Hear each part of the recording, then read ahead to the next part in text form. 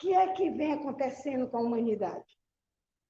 A gente sabe que a tecnologia, a ciência vem evoluindo muito. Isso é bom, gera conforto para a gente, gera bem-estar. Quem não quer você chegar em casa e está tudo automatizado, né? Hoje você tem com facilidade a sua vida doméstica, graças à tecnologia, desenvolvimento científico. E aí, o que é que está faltando para a gente? O que é que a gente está esquecendo? A nossa conexão com Deus. Nós estamos esquecendo da nossa essência divina, da nossa fé. Nós estamos esquecendo que nós não somos só matéria, só o físico. E é daí que vem os riscos. Porque quando eu esqueço de alimentar esse meu lado, o que é que ocorre? Eu passo a projetar a minha felicidade, as minhas realizações nas coisas materiais. Eu estou dentro de um mundo consumista, que toda hora me oferece alguma coisa nova, que me promete que eu vou ficar muito feliz se eu tiver. E os adolescentes, então, esses são muito mais, vamos dizer assim, acessados por essa mídia, né, que vende coisas lindas, maravilhosas, além dessas redes sociais, todo mundo é feliz, que todo mundo vive muito bem, que vende uma ilusão. E qual é o resultado disso? A gente vê todos os dias depoimentos, adolescentes depressivos, com problema, porque ele passa a idealizar uma vida que é ficção. Aí surgem as frustrações, os transtornos psicológicos e as depressões. E aí, o Divaldo ele costuma falar que a depressão é um transtorno afetivo. Por quê? Porque ele é um abatimento psíquico e físico, claro. Porque a gente, quando perde essa conexão com Deus, a gente perde aquela fonte amorosa, né? Então, a gente passa a viver muito matéria, que não nos preenche os vazios que nós precisamos como seres humanos. Na psiquiatria, costuma definir a depressão como resultado de forças biológicas e sociais que, de maneira complexa, exercem funções depressivas no sistema nervoso do indivíduo. A atividade depressiva, por sua vez, altera o comportamento, os sentimentos, os pensamentos do indivíduo. E é esse conjunto de disfunções que constitui a doença. Agora, como a gente pode trazer dentro da doutrina, essa visão da doutrina espírita, pode contribuir para ajudar essas pessoas acometidas com a depressão? Na prática, sim. E agora? O que é que a doutrina nos pode orientar nesse sentido? Até como prevenção.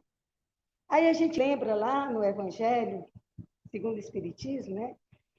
Que diz que a doutrina espírita ela tem natureza tríplice, pois abrange princípios.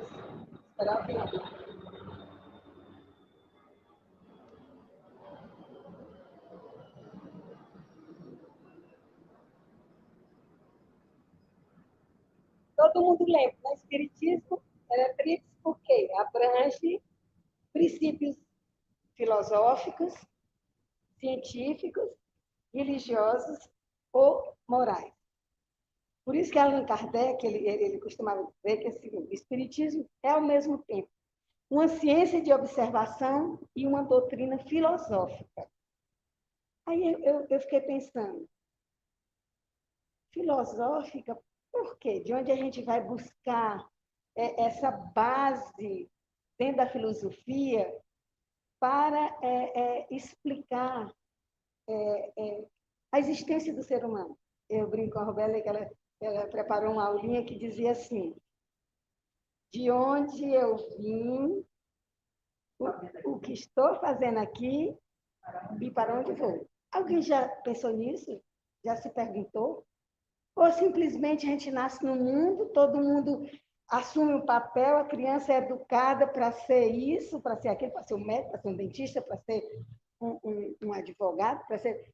E ninguém fala para ele de onde ele veio, o que é que ele veio fazer, que ele veio aqui só para estudar, trabalhar, sabe aquela caixinha? Você vem, aí você faz estudo, não, nada contra o estudo, muito pelo contrário. Você se forma, tem uma profissão, casa, compra sua casa, um carro e tal, trabalha, mas é só isso. Você sente falta de alguma coisa, né? Nessa história. Não, não é roteiro de novela, né? O ser humano é muito mais complexo, muito mais grandioso, é uma obra divina, do que simplesmente essa caixinha. Então, como o Espiritismo ele tem uma vertente dentro da ciência, vou começar aqui com as explicações da doença à luz da ciência, né? Que é assim que Kardec construiu, né, todo o entendimento dele. E deixou dito, onde a ciência discordar, fica a ciência, porque ele acreditava que a ciência é a descoberta das coisas do universo, da criação de Deus. Então, não podia dar errado, né? Então, só trazendo sobre a doença em si, a depressão na antiguidade, ela não era tida como uma doença. Quem lembra? Na história, conta, era tida como fosse coisas demoníacas, como se a pessoa tivesse possuída. Então, as famílias tinham medo, botavam numa instituição ou levavam para o exorcismo, né? Às vezes, muitas vezes, tratada como dentro dessa esfera religiosa, eles não sabiam como lidar. Somente no século XVIII é que a ciência passou a estudar esse transtorno como doença, né? Começou a ver a natureza médica do assunto. Quer dizer, quantos séculos se passou tratando de uma forma muito equivocada. Aí a ciência, quando ela começou os estudos para entender melhor o que é que acontecia com o ser humano para mudar aquele comportamento, ela começou a ter uma percepção melhor do desarranjo, né? E começou a conceituar. Então, o primeiro conceito a primeira explicação que a ciência deu sobre a depressão, ela diz assim, que é um desequilíbrio hormonal, que hoje é comprovadamente, e com o consequente desequilíbrio bioquímico dos neurônios, que são responsáveis pelo controle e estado de humor. Todo mundo sabe que tudo começa na mente, nos pensamentos. Se eu tenho um descontrole hormonal que afeta esse funcionamento do cérebro de uma forma saudável, o que é que vai acontecer comigo? Eu vou começar, se eu estou o cérebro adoecido, se esse neurônio não está fazendo a função dele, aí eu vou começar a ter pensamento desequilibrado. E como é que acontece com o pensamento desequilibrado? Pode ter certeza que ele vai para a negatividade. Ele só pensa em coisas ruins. Ele só pensa que nada vai dar certo. E essa função, ela paralisa a pessoa. Como é um resultado químico que acontece no cérebro, você não sai dele sem um tratamento com medicamento. Por isso que hoje está comprovado que os antidepressivos ajudam. Não resolve tudo, mas realmente te tira dessa situação de sofrimento. A depressão, como a ansiedade, que uma está muito atrelada para a outra, eu convivi porque tenho na família caso, minha mãe morou 20 anos comigo e ela vivenciou uma depressão grave, mesmo com a medicação, deu uma melhor qualidade de vida, mas no caso dela, como ela já tinha muita idade, não foi suficiente, e eu vi o quanto ela sofreu. Por isso é que o ideal é a gente ter, de uma forma preventiva, ou cuidar o mais cedo possível, para recuperar. Aí você pensa assim, e as causas disso? Porque eu posso adoecer por causa de um vírus, por causa de uma bactéria. Eu tenho várias razões, vários motivos para uma doença se instalar no meu organismo. Mas essa é diferente. Não é vírus nem bactéria. Porque ela, primeiro, ela nasce na mente. Quando ela vem alterar esses hormônios no nosso organismo era porque ela já somatizou, mas ela não começa com o desarranjo hormonal.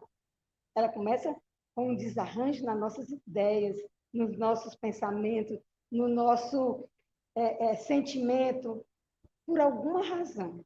Tem um gatilho aí que faz com que a gente desorganize esses nossos pensamentos, a nossa mente. Uma das causas que a ciência trata hoje, comprovadamente, é a genética. Ele diz que quando existe um caso, uma família, provavelmente você tem uma predisposição maior. E a ciência diz que é cerca de 30% a genética é responsável. O outro são eventos estressores ou traumáticos, aquelas pessoas que vivem muito estresse das grandes cidades, aquele corre-corre.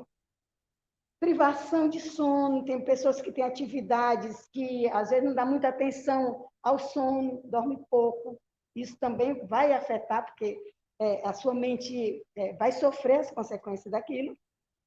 Aí as negligências na infância, perdas, luto, que às vezes a gente não tem força suficiente para lidar com aquela frustração, né? Com aquela perda, com aquela dor. Depois, a ciência trata também como certas atividades, ou falta de atividade, que eu chamo de sedentarismo. Também ela é a alimentação errada, que a gente hoje...